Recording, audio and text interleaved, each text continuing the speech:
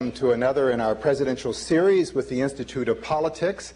The Institute, as I think many people here at Harvard know, was founded in honor of President Kennedy as a nonpartisan institute designed to encourage students to become participants in our political life in this country.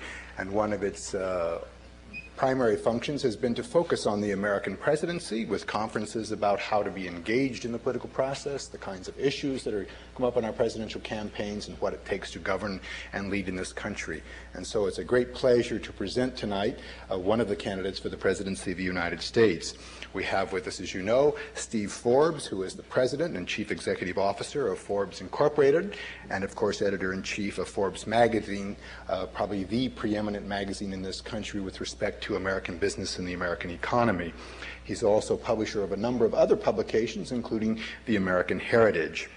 He personally writes editorials for each edition of the Forbes magazine in that section called Facts and Comment, and he is a widely respected economic prognosticator. Indeed, so much so that he is the only financial journalist in the country to have 4 years, in four particular years, won the award for having the most accurate projections about the U.S. economy, something that seems appropriately needed in Washington, D.C. He was the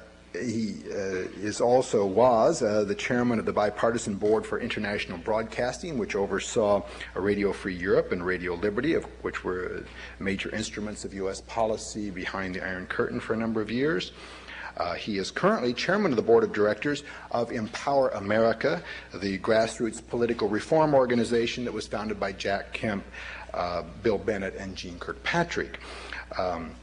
He serves on the board of a number of private institutions in this country, including the American Enterprise Institute, and I have to say here in the Harvard platform that he's on the board of directors, the board of trustees of Princeton University, where he had graduated from in 1970. He also holds a number of honorary degrees from other higher institutions of higher learning around the country. Ladies and gentlemen, please welcome Steve Forbes, candidate for the President of the United States.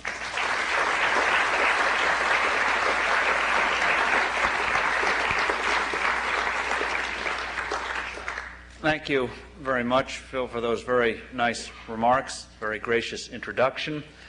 Before I proceed, let me just remark on something he mentioned in his introduction about my winning that award for accurate economic forecasting. Before you take any predictions I might make tonight, especially in the Q&A, too seriously, let me just remind you of a favorite saying of my grandfather, who founded Forbes magazine back in 1917. My grandfather liked to say, you make more money selling the advice than following it. So you're all on notice. But what I'd like to do tonight is make some remarks about the '96 campaign, where America is at, where America can go, and then we'll get into the Q&A. But concerning the '96 campaign, I do believe that it is one of the most important in American history, and certainly in this century. America has the potential for the greatest economic boom and spiritual renewal in our history. People are very frustrated today. They know that we've won the Cold War. We're the most powerful nation in history, and yet they ask fairly and rightly, why is it that we're not doing better here at home?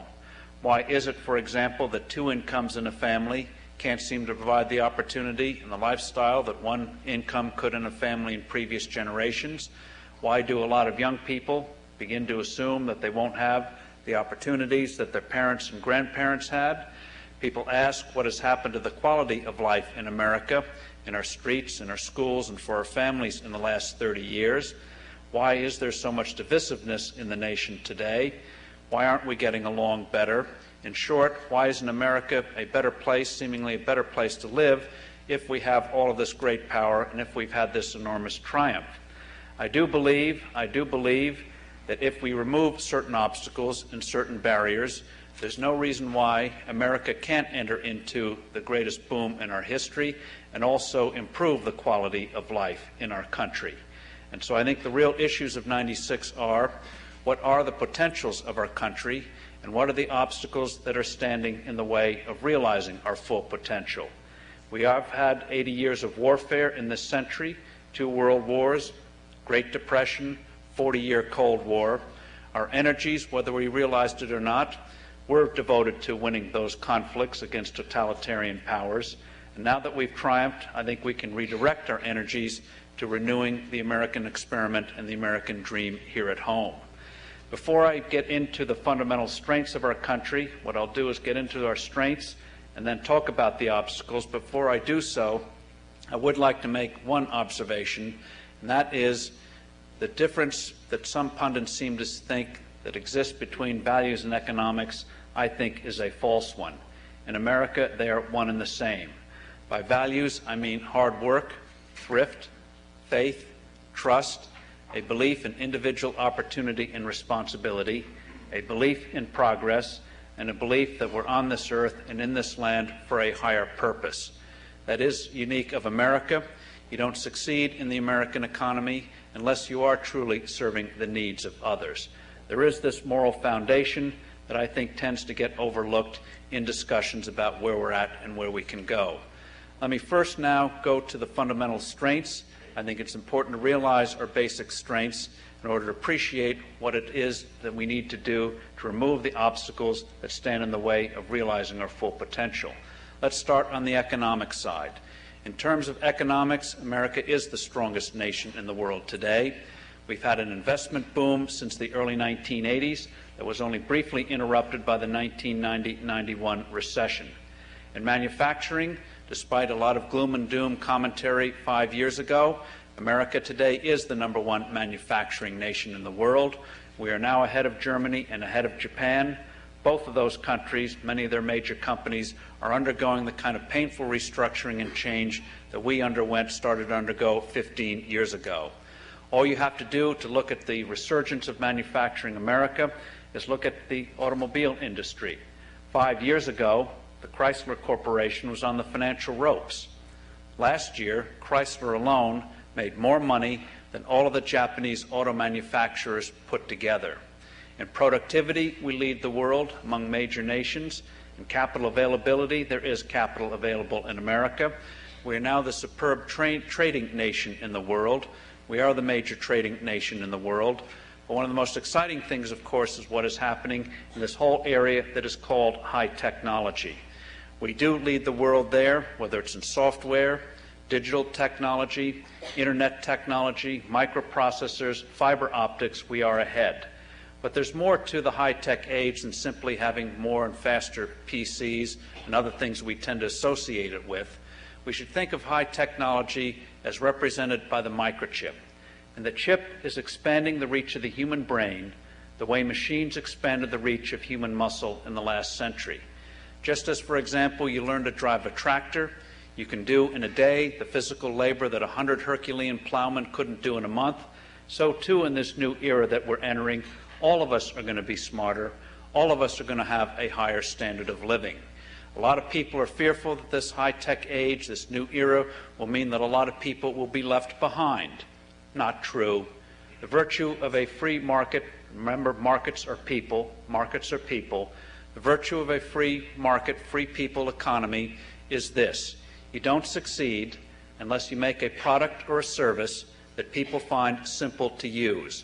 Just as you don't have to be an engineer to buy and learn to drive an automobile, you don't have to be a carpenter to buy and live in a house, you don't have to know anything about aerodynamics to be able to buy an airline ticket and ride an airplane, so too you don't have to know anything about MIPS or BIPS or LIPS or whatever jargon is out there to be able to participate in this high-tech age. Let me just give you a few examples. One of the earliest fruits of this microchip age, whether you call it the information age, microchip age, whatever name you want to give to it, is, of course, the calculator.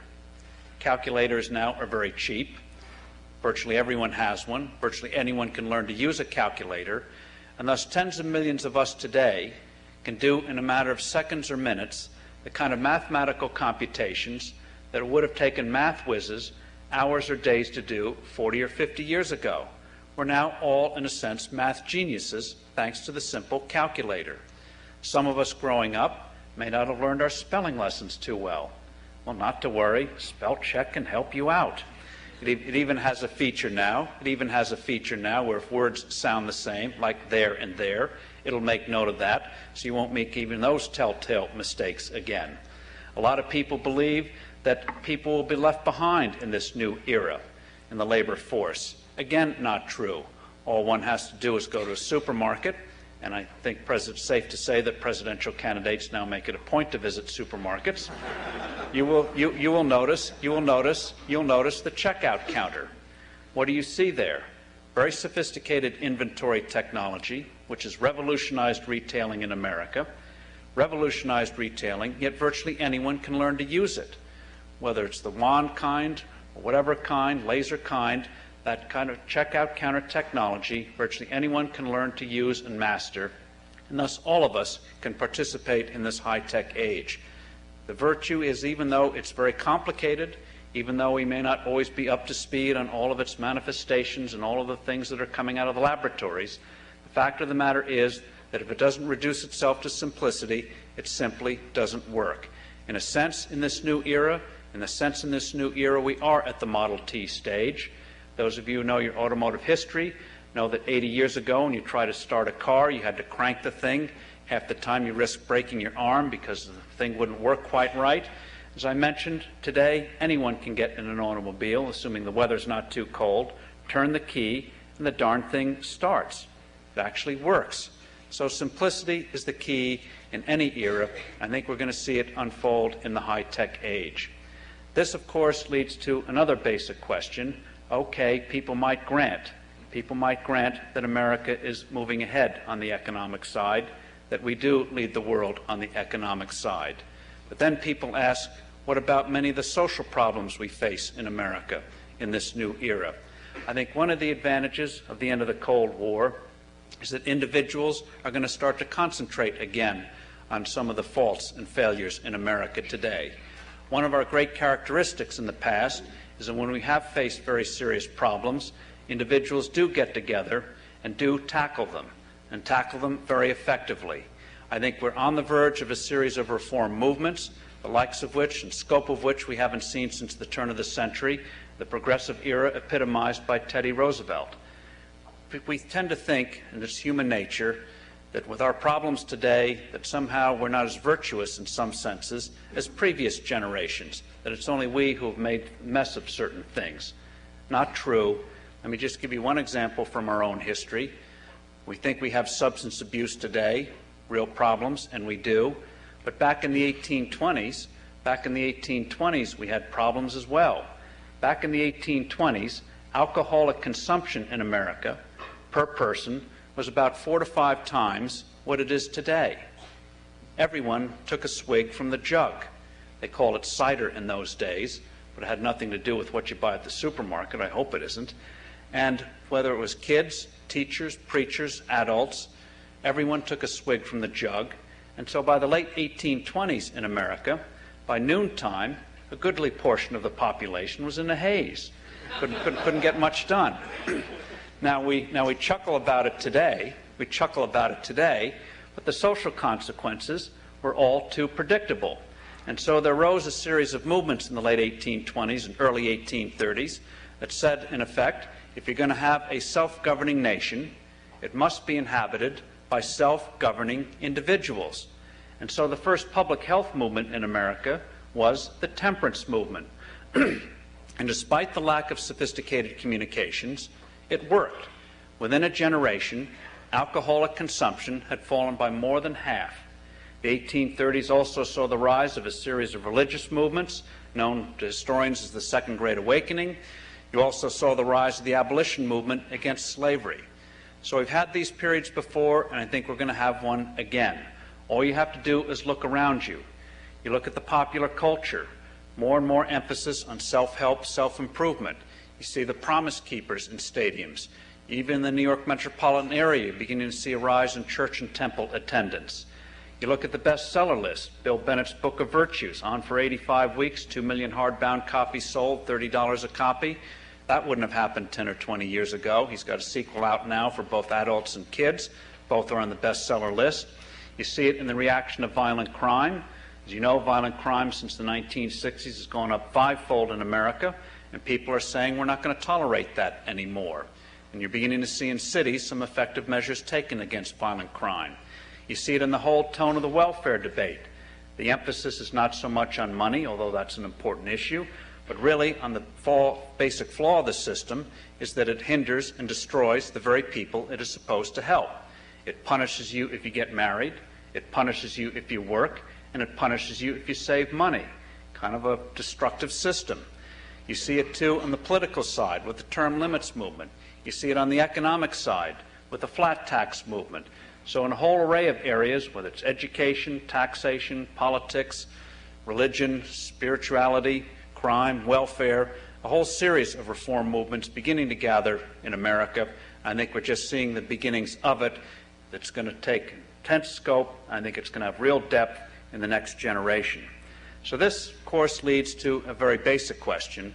Why is it that if we're strong economically, why is it that if we're starting to deal with some of these severe social problems, why aren't we doing better as a nation? Why don't we have more confidence in ourselves as we move into the future? And this gets to some of what I think the very real obstacles and what should be the very real issues in the '96 campaign. How do we remove these barriers, these cinder blocks around the legs of America so that we can run ahead, move ahead in the way that people feel we should, and they do feel that we should. All of the themes, all of the changes that I'm talking about, we'll discuss, all share the common thread of giving individuals more opportunity, more responsibility, more power to shape and direct their lives. That is the common thread. Opportunity and responsibility do go hand in hand. This gets to what I think is the essence of the American experiment. The essence is that seemingly ordinary people can achieve extraordinary deeds when allowed and encouraged to take responsibility for themselves, for their families, and for their communities. As you know from your own readings, 160 years ago, observers such as Alexis de Tocqueville observed the extraordinary array of voluntary organizations in America. Voluntary associations, what used to be called all part of civic virtue, whether it's churches, temples, charities, cultural organizations, sports organizations, professional organizations, hospitals, and the like. There's an extraordinary array of activities in America between family and government. We've tended to downplay their importance when we were fighting these wars, particularly the Cold War. I think they're going to be now in a renaissance, the likes of which we haven't seen for several generations. Let me now deal with the obstacles. I think that if we're going to change America and allow us to move in a positive direction, we really have to start by changing the culture of Washington. The culture of Washington grew up in a wartime atmosphere, going back to World War I, World War II, and a 45-year Cold War. So to change the culture of Washington, you have to do two things. And this is just for starters. You first have to change the tax code. As you know from your history books, the power to tax is the power to destroy. The whole complex tax code we have today is the principal source of political power in Washington. You want to change the culture, you must substantially change the tax code. I think we really have to junk it. No one outside of Washington could have devised something more complex, more corrupting, more anti-growth, more of a deadweight on economic activity and family life than the tax code we have today. Just to put it in perspective, the Gettysburg Address is a little more than 200 words. America's Declaration of Independence is 1,300 words. The Bible is 773,000 words. The Federal Income Tax Code is 7 million words and rising. That puts it in perspective. And there's only one thing to do with this monstrosity. There's only one thing to do with it. You got to scrap it, kill it, drive a stake through the heart, bury it, and hope it never rises again. It's the only way. It's the only way.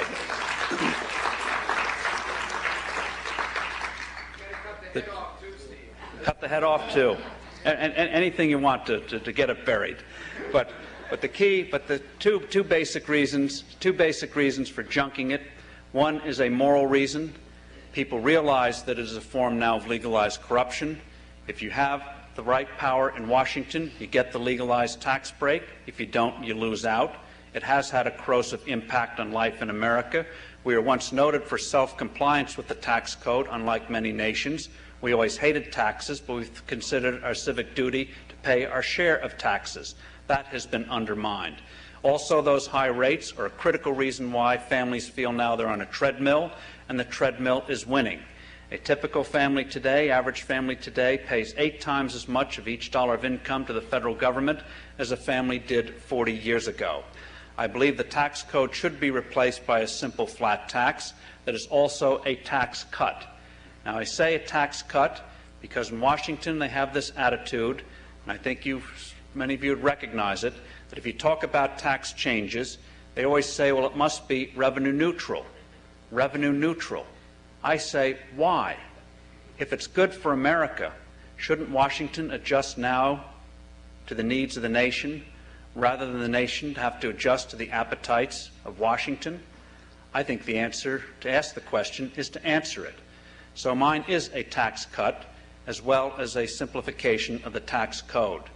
A flat tax under my plan would have generous exemptions for individuals and for children. There'd be $13,000 of exemption for each individual, $5,300 for each child. So if you have a family of 4, say, the exemptions would be a little above $36,000. If you have 3 children instead of 2, it would be almost $42,000. Anything above that $36,000 level for a family of 4 would be taxed at only a 17% rate. Only 17% above anything you earned above the $36,000 level. On the personal level, there'd be no tax on your savings, no tax on your pensions, no tax on Social Security. A typical family of 4 now pays $3,000 a year, $3,000 a year to the federal government in income taxes alone. Under a flat tax, they would go out. The virtues of the flat tax are numerous. One, it is simple. You can literally fill it out on a postcard. It is honest. It removes the principal source of political pollution and power and corruption in Washington.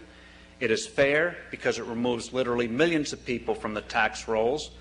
It is good for growth in America, enabling people to move ahead because it allows people to keep more of what they earn and reduces barriers to job-creating investments. It's also good for productivity. Do you realize that in America today, we spend up to 6 billion hours a year just filling out tax forms? And for what? Imagine if you had a simple flat tax, you'd have more time for yourself. You could waste it, you could work in it, it would be good for quality of life. You'd be less likely around April to be yelling at your spouse, kicking the dog, getting angry at kids, throwing furniture around. It would be wonderful, it would be wonderful. So I think you start with the flat tax. And again, I emphasize it's a means to an end. It's a way of allowing you to have more control over your own resources and removing a principal source of political power that is no longer justified today. Other reforms would include term limits. Term limits will prevent incumbents from fortifying themselves in office. It will allow citizens to enter politics and achieve effectiveness in politics without spending their whole life in politics. You do those 2 things, flat tax and term limits, and you will start to fundamentally change the culture of Washington. If you don't do those 2 things, you can send as many good people to that town as you want, and they will eventually become the very people they came to replace. So that's where you start. Other reforms include lower interest rates. That is, making the dollar a fixed measure of value again. A ruler, for example, a foot has 12 inches. Ruler, foot has 12 inches. Does that fluctuate each day? One day it's 12 inches, the next day it's 10 inches, the next day it's 15 inches. No, it's fixed. Same thing with the hour. Each hour has 60 minutes. That doesn't float each day. 38 minutes one day, 92 minutes the next. You don't feel you have to buy futures or derivatives to figure out what an hour is going to be 3 months from now. So why shouldn't the dollar be a fixed measure? When it was before the late 60s, a typical American family could get a 30-year fixed-rate mortgage at 4.5%. The government could routinely finance its debt, long-term debt at 3.5%, 3%, under 4%. rarely reach 5%. Now imagine those of you who are going to school today taking on a lot of debt. Wouldn't you like to be able to finance it at 4 to 5% instead of the high rates some of you face now when you get out of school and start to work? I think you would. Imagine having lower payments on your credit cards, lower payments on your cars. It would be wonderful, and it can be done. Just imagine tomorrow morning if in this country we woke up with a flat tax, 17% rate, family of 4, pay no tax on $36,000, only 17% above that, and a 4.5% mortgage. Don't you think life would be better in America? Don't you think people would have more quality time, feel they had more control over their lives? You know it would. So let's do it. Other reforms, let me quickly touch on them. Medicare. Why not go to medical savings accounts? Return again power to individuals and consumers. Under medical savings accounts, you'd get $1,500 if you're a Medicare beneficiary, $1,500 to $2,000 a year that you could spend on your routine medical expenses. If Medicare doesn't approve a prescription, no problem. If your physician says it's okay, you can have it. Get it out of the hands of the bureaucracy. Have full catastrophic coverage above a certain level. No more gaps in Medicare, which are huge. That's why 75% of people on Medicare have to buy Medigap insurance, because the gaps in Medicare doesn't cover it on Part A and Part B. So this way you have full coverage. Most people wouldn't pay more out of pocket initially because they do have to buy Medigap insurance. So you have more power in your own hands. You take it out of the hands of the bureaucracy. You have better coverage, and you don't have a system which we're in danger of today that is hostile to innovation. Innovation in medicine can initially be very expensive. And if you have a system that is simply all cost control, innovation, which is life prolonging, goes by the boards. So why not medical savings accounts? Social Security. Keep our promises to the current beneficiaries and to those who are going to retire in the next 10 to 15 years. But younger people, certainly you know it, when you retire, the system's going to be kaput. There's not going to be a system there as we know it today for you. So why not now, when we still have time, start a new system for younger people where a portion of their payroll tax that now goes to Washington would go instead into your own individual savings or retirement account. You couldn't use the money until a certain age, pick an age, 58, 59, whatever, but it would be your money out of the hands of Washington, out of the hands of politicians. Within bounds, you would direct the investment of that money, so it would go into the real economy, making America more prosperous, which is the only way you're going to meet these future obligations if you have a stronger America. So you control it, you would invest it, and you'd have something there when you retired. Or take another example, our inner cities. Why not in education have parental control of the schools instead of the bureaucracies we have in too many districts today? If you don't have parental control, you're never going to fundamentally reform the schools in the inner cities. Let parents have choice. Let parents have control. In public housing, why not a Homestead Act for the inner cities? Allow the tenants to have more control of the possibility of owning those assets. Can they do a worse job than some of those projects and the housing authorities have done? I don't think so. So again, all of these proposals, all of these themes have the common thread of allowing you to have more power, more opportunity, and more responsibility. We have to reduce the size of government. There are several departments, starting with the Commerce Department, that can be tossed out. Some of the alphabet agencies can be done away with, I think, like the Federal Communications Commission, created when spectrum was scarce. Spectrum is not scarce today thanks to technology. It's outlived its usefulness. There are a whole many things that can be done, but again, I want to emphasize, by giving it back to us, we will do better with those assets, those resources. We'll apply more imagination and innovation. And America, I think, with these kind of reforms, will soon astound ourselves and the world with our achievements and opportunities. In short, in 1996, we are at a crossroads. It's a cliche, but it is true in 1996. We don't face, fortunately, a major external threat. We do have the opportunity of renewing the American experiment. But if we don't take advantage of a positive way of these opportunities, I do fear that people's frustrations will boil over and will go in directions that we're not going to like. That is not, we've had this before happen in America. I don't want to see that kind of intolerance happen again. So with the attitude of hope, growth, opportunity, inclusiveness of getting America moving, I think we'll do things more right than wrong. I think that when historians look back on this period, they will conclude that for all of the detours, for all of the false starts, we will have done things more right than wrong, and that America once more will prove wrong the skeptics, the critics, and the crep hangers, and our country once more will resume her place as the leader and inspiration of the world. Thank you very much.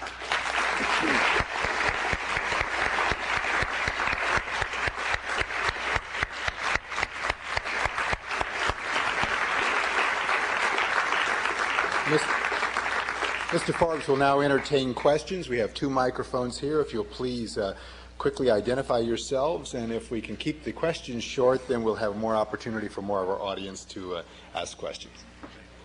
Thank you. Yes. Hi, my name is Dave Bonfili. I'm a senior at the college. Early on in your presentation, you said that you don't succeed unless you make a product that is simple for people to use. I suppose from my own experience here in Boston, inner cities, I would add that you don't succeed unless you make a profit, and you don't make a profit unless people buy your product. When you're talking about high technology, the problem that I've seen hasn't had so much to do with simplicity as it has had to do with access and availability. People in Section 8 housing and in projects in Boston have never seen a computer. They can't buy a computer. They don't have access to a computer. You mentioned later on giving parental control to inner city schools and giving tenant control to people in public housing. I suppose that the question that comes to my mind is, while what you're saying sounds good for middle-class America and great for upper-class America, what is there in your message for the underclass in America? If you're reducing the amount of revenue that the government's taking in through your flat tax, what would you say to people who can't afford to buy a computer, who don't have the money to fund their housing, and who don't have the money to fund their school systems? Well, I think that the key, in terms of all the reforms I'm talking about, that if you have a more vibrant country, you're going to have better chance of getting a good job, better chance with parental control of getting a decent education, better chance of having a better neighborhood. One of the virtues of a free people is that products become more and more available. Automobiles at the turn of the century were a toy for the rich. They cost in today's dollars about $500,000. Then came the moving assembly line of Henry Ford. That not only made it possible to pay manufacturing wages twice the prevailing level, $5 a day, 8-hour day, revolutionary when you work 12 hours for a fraction of $5, but also the product became affordable to a mass market. Everyone could eventually afford an automobile.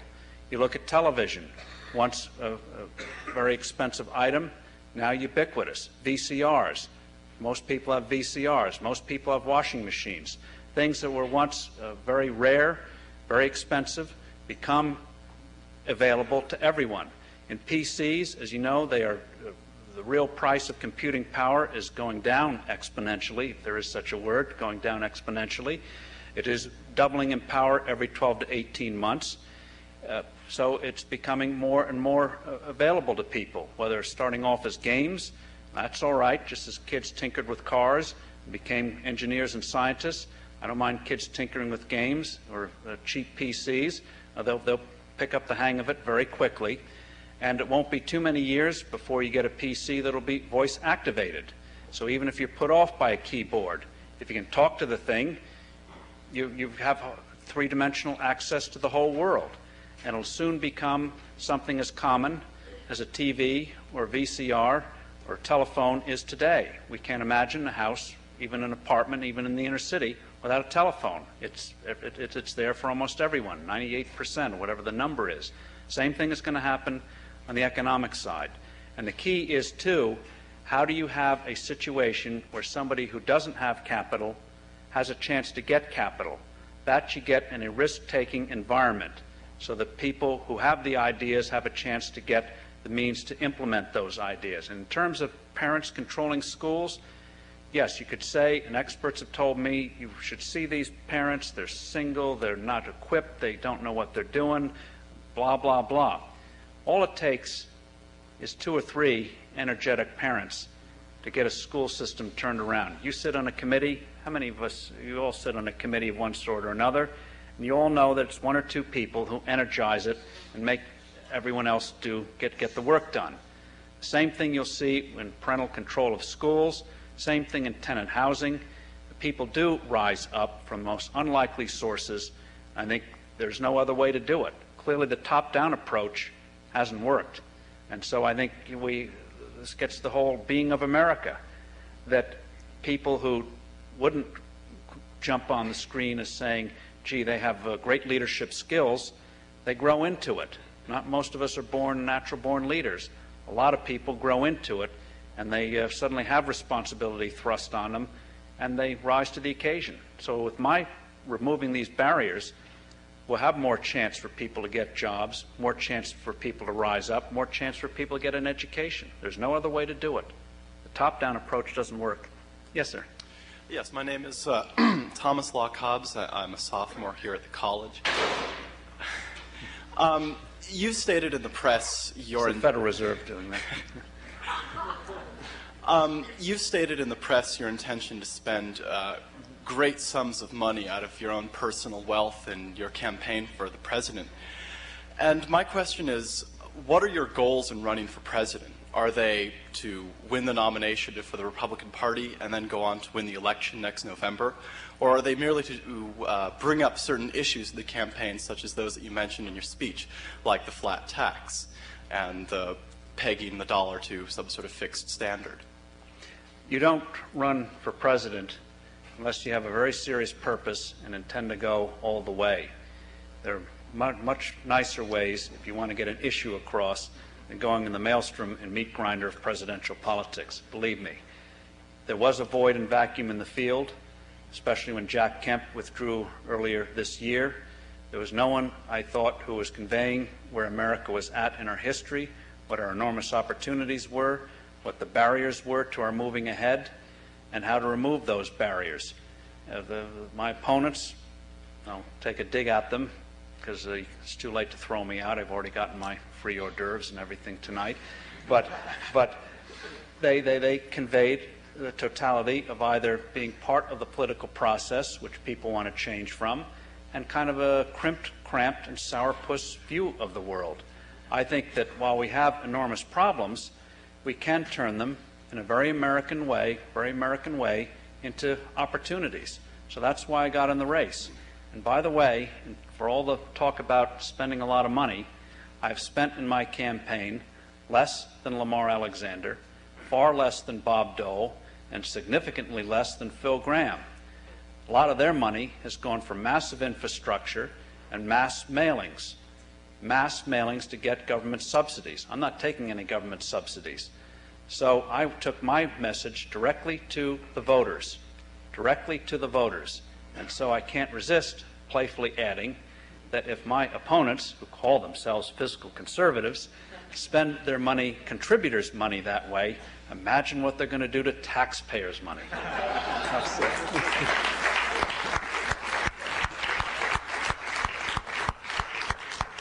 Yes, sir. Mr. Forbes, thank you very much. My name is Lenny Glynn. I'm from State Street Bank. Just wanted to ask a couple questions on your tax proposal and your views on, I guess, existing values that are expressed in the tax code that we have now. The first is, what's your view of the earned income tax credit? Do you consider that it's a decent effort within the current system to respect and reward work? And the second question is, would your system have any room for such a credit for lower paid workers? And what is your view of tax credits for charitable contributions? If you're going to empower large scale across the country, local community groups and charities to rise to meet the challenge, if we're going to have a great renewal in effect, which is what I sort of heard you saying, would you provide any tax credits for that in your system? Let me answer the first question first, earned income tax credit. I really see that as part of the welfare reform debate, not the tax code debate. Let me say on the earned income tax credit, I think that we do need some reform of it. Right now, the earned income tax credit takes no account or little account of non-earned income. In other words, if you have, let's say you have a lot of money from an insurance policy, you have a nice pension, that is ignored in terms of determining if you're qualified for an earned income tax credit. So you do have situations, it involves a few tens of thousands of people with incomes, total incomes of 50 to 75, above 75,000 a year, because they work part-time, qualify for the earned income tax credit. That's wrong and should be changed. Now, the earned income tax credit, as you know, has been riddled with fraud and abuse, massive amounts, billions of dollars. So one of the things that I'm entertaining, I want to emphasize, I'm just looking at it, looking at the numbers, is maybe for lower income people, substituting the earned income tax credit with a cut in the payroll tax. As you know, the payroll tax is very hard-hitting on people with lower incomes.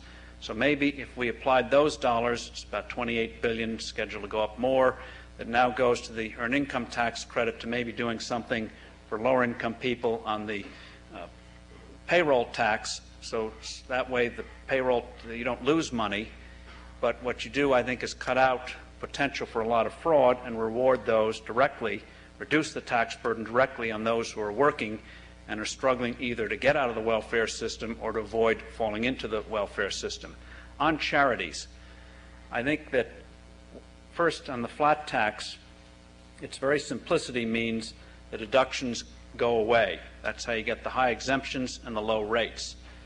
And just as just to put in perspective, each dollar of tax break that you as an individual deduction you get from Washington, I guarantee you, you're paying about $2 extra in taxes. It's no break at all at the end of the day. And in terms of charity, I think that the American people don't need to be bribed by the tax code to give money.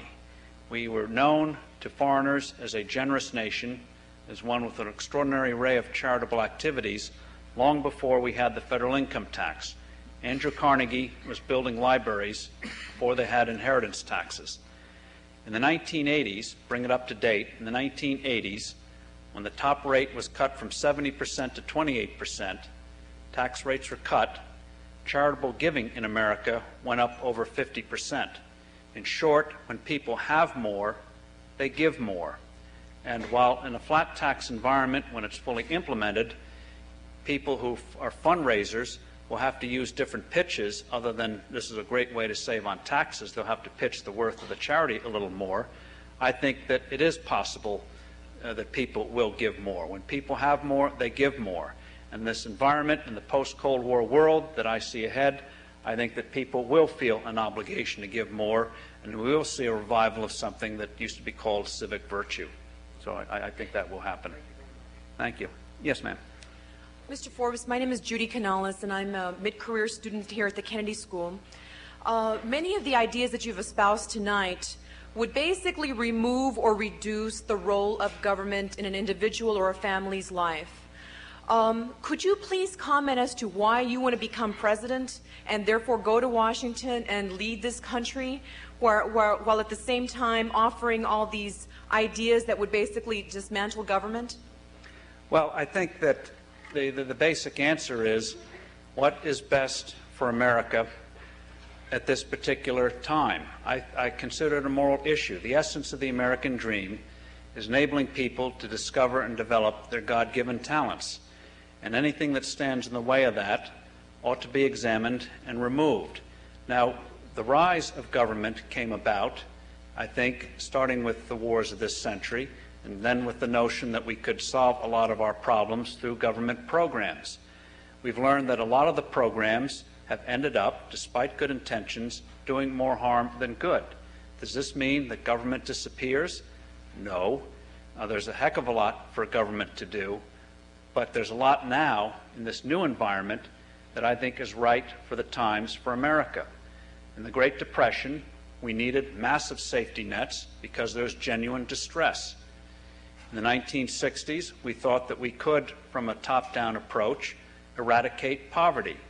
We had a few minor successes, but in the whole array of things, there's been far, far more disappointment than sense of accomplishment and achievement. So one of the genius characteristics of America is that when something does not work, we say, all right.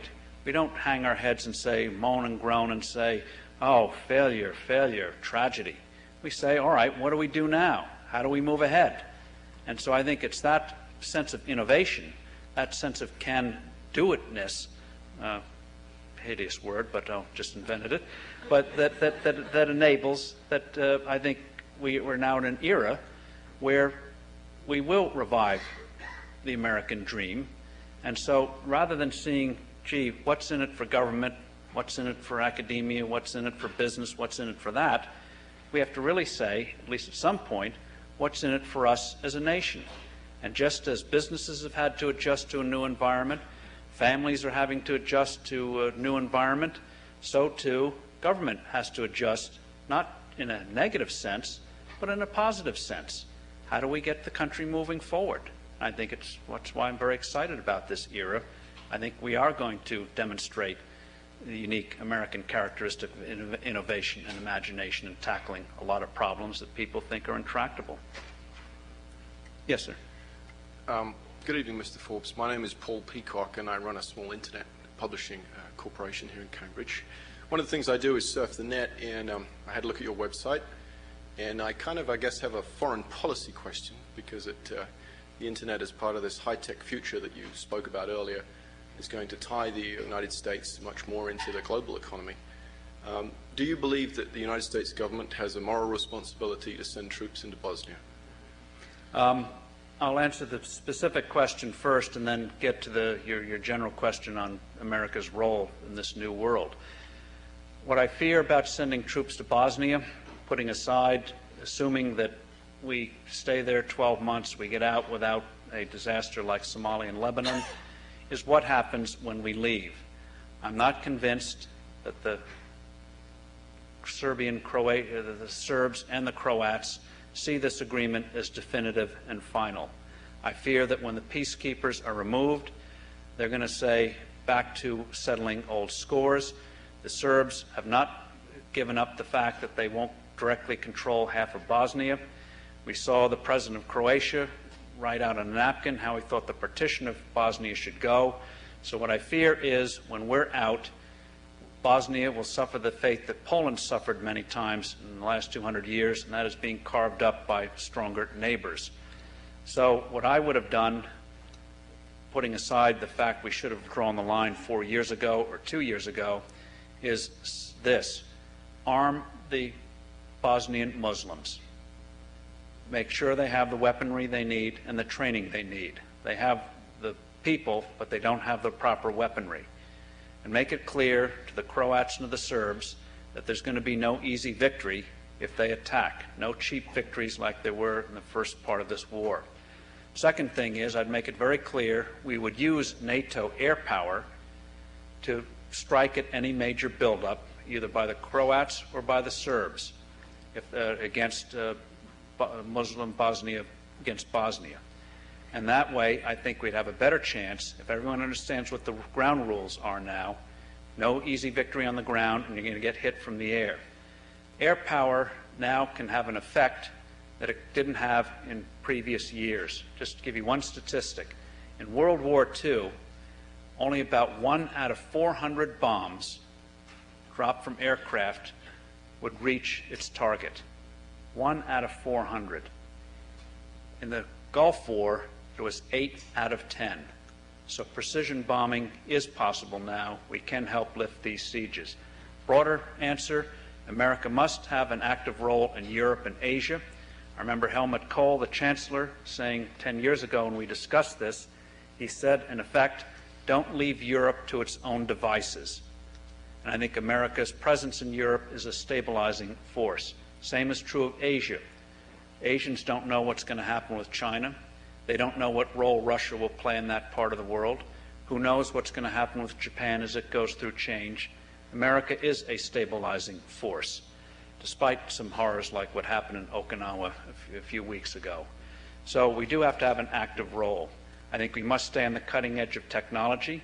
North Korea now has missiles that reach Japan and will soon reach beyond. But ultimately, while we must have a strong, technologically advanced military and we must have a role in Asia and Europe, ultimately our security comes from this. We're only 270 million people in a world of 6 billion people. Our ultimate security is having more peoples and more nations share our basic values of democracy, openness, freedom, dignity of the individual. That is our ultimate security, and that's the environment we should be ultimately creating on a long-term basis. Yes, sir. Good evening, Mr. Forbes. Thanks for coming. My name is Jim Haskell, a student at the Kennedy School. Prior to Thanksgiving, Jack Kemp was here, and you have been, even I think you said it tonight, linked to the Kempite wing of the Republican Party. And one of the things that interests so many people about Jack Kemp was his absolute passion, whether you agree or disagree with him, his passion for replacing the dependency state, if you will, with a free market state, bringing it right into the most impoverished areas of America. Now, you talked tonight a little bit about volunteerism and charity, and even about some other specific policies, but I'm asking you now, do you support policies such as enterprise zones? What policies do you link them to, and what is your activist agenda, if you have one, for regenerating these areas in within free market principles? The answer to your question is yes to everything. I've long supported enterprise zones. I think it's terrible after 20 years. The idea has been around, and yet those tax codes, the obstacles, the regulations, the red tape have not been cleared. I link that to welfare reform. I link that to parental control of education. At the turn of the century, the public schools did educate millions of children, immigrant children, very successfully. They're not doing that job in many districts in the inner cities today. I link that to tenant control of public housing. I see it all together, and to a more vibrant America. In other words, turn opportunity from a passive word to an operative, active word. So on that, Jack Kemp and I have been on the same wavelength for years. He perhaps has a different way of expressing it, but that's certainly where I'm coming from. Thank you. Yes, sir. Good evening, Mr. Forbes. My name is Gareth Driver. I'm a junior at Minuteman Tech High School in Lexington, and my question is on the abortion issue. You've stated that you would support certain restrictions on abortion. My question is, would you at any point move beyond these fancy franchises, if you will, to a full-fledged human life amendment? The question is the abortion one. For those of you who are not familiar where I stand, I'll answer it fully, and that is I want to help create an environment where abortions disappear, where it's just something that people don't do unless it's a real emergency. In a democracy, that can only happen is if there's a change of heart, change of opinion, change of conscience, change of attitude. To move the issue forward, I would oppose abortions in late pregnancy, barring an emergency. I'd oppose abortions for purposes of sex selection. I'd oppose, on an issue as sensitive as that, mandatory government funding. And as the father of 5 daughters, I would certainly support parental notification in the case of minors. To go beyond that, we have to persuade. Can people be persuaded? I think they can, but it will take persuasion. So let's start with the small steps and then persuade, and maybe we can move the issue forward. But that is, I think, the only way to break a deadlock of 20 years. We have to respect, in a democracy, if you can't persuade people, you don't move the issue. And so it's not going to come from on high or anywhere else. We got to do it one-on-one. There's no other way to do it in a democracy. Yes, ma'am. Good evening, Mr. Forbes. My name is Gail Silverman. I'm a mid-career student at the Kennedy School. And before coming here, I spent my career in the fixed income markets, and at one point helped one of your reporters produce what I think was a very good story. Thank you very much.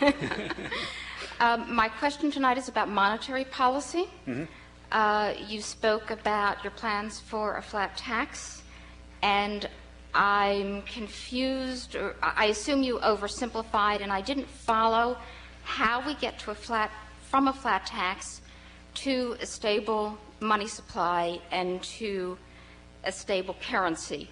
From what everything you've said, it would sound as though we have an appreciating dollar, which would be lovely, but not the same thing as an absolutely stable dollar.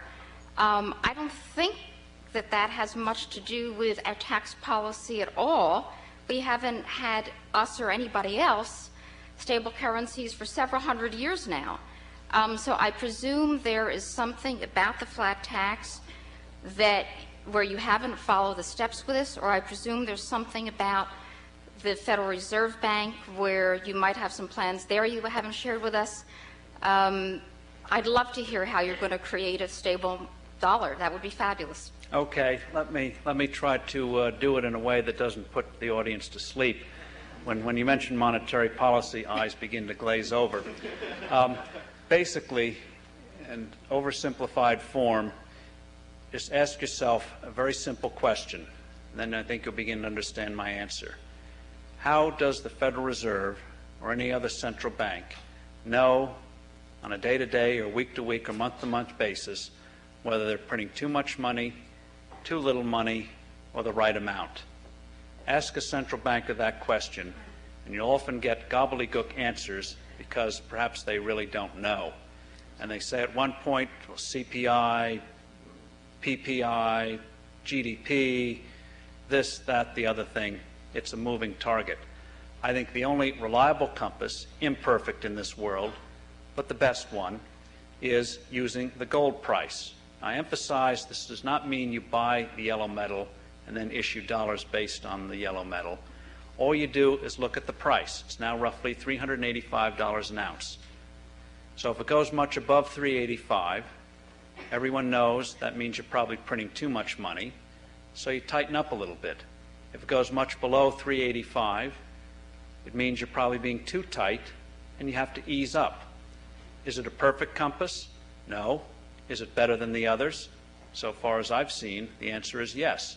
And just compare the interest rates that we had in this country and other countries before the late 1960s, when we thought that discretion, floating, whatever, would work.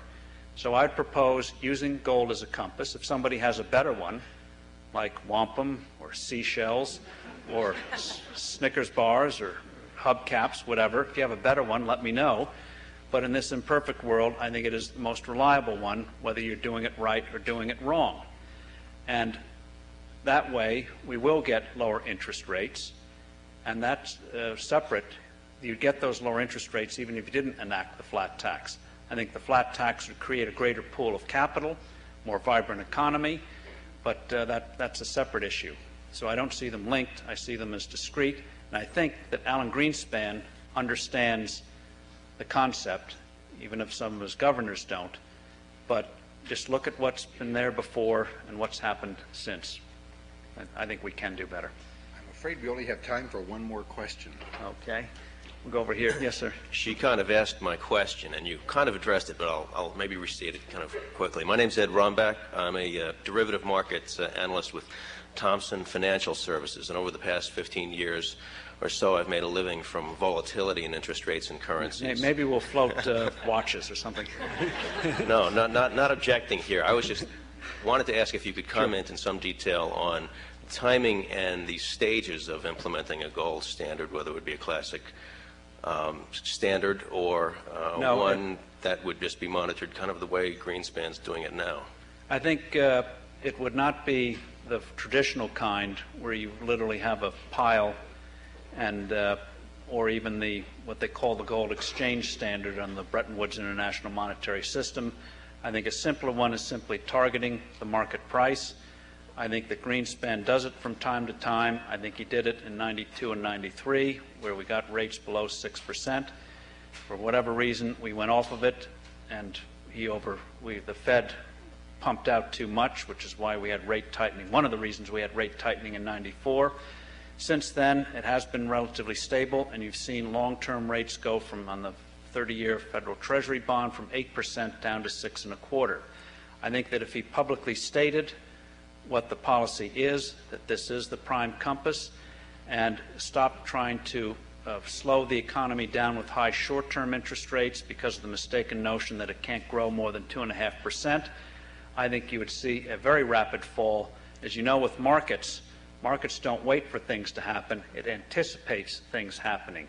If you make the announcement, even though it may take a while to fully implement it, I think you'd see the market prices reflected right away. Well, I just want to say thank you very much. As some of you know, in economics they talk about the invisible hand. On a stage like this, even with a nice audience like this, there's sometimes not so invisible hook. So before it creeps up on me again, I will say thank you very much and hope to see you again. Thank you.